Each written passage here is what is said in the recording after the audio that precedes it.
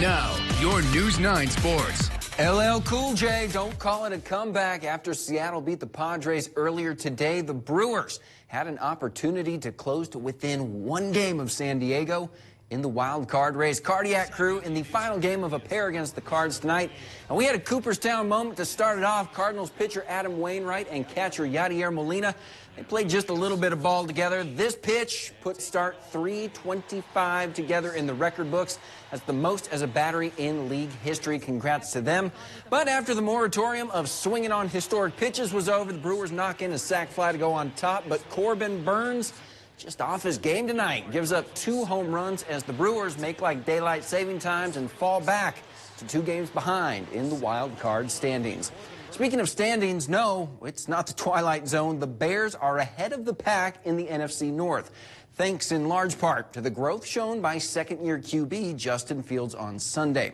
Despite playing on what looked like a set from Kevin Costner's Waterworld, Fields remained composed, going 8 of 17 for 121 yards and 2 touchdowns in the Bears' win over the 49ers. Sure, his overall numbers weren't winning anyone their fantasy football matchup, but you could still tell an offseason of work with new offensive coordinator and former Packers assistant Luke Getsy was evident.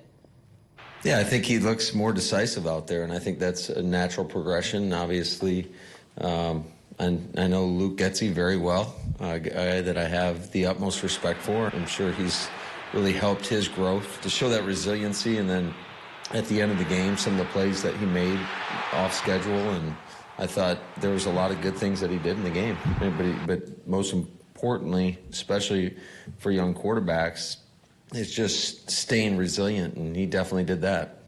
Justin Fields, Aaron Rodgers, rookie receivers. We'll talk about them all this Monday at the First Pack Attack back at Dale's Weston Lanes in, well, a couple years. Come on out, say hi, and enjoy the show. We get things going at 6:30.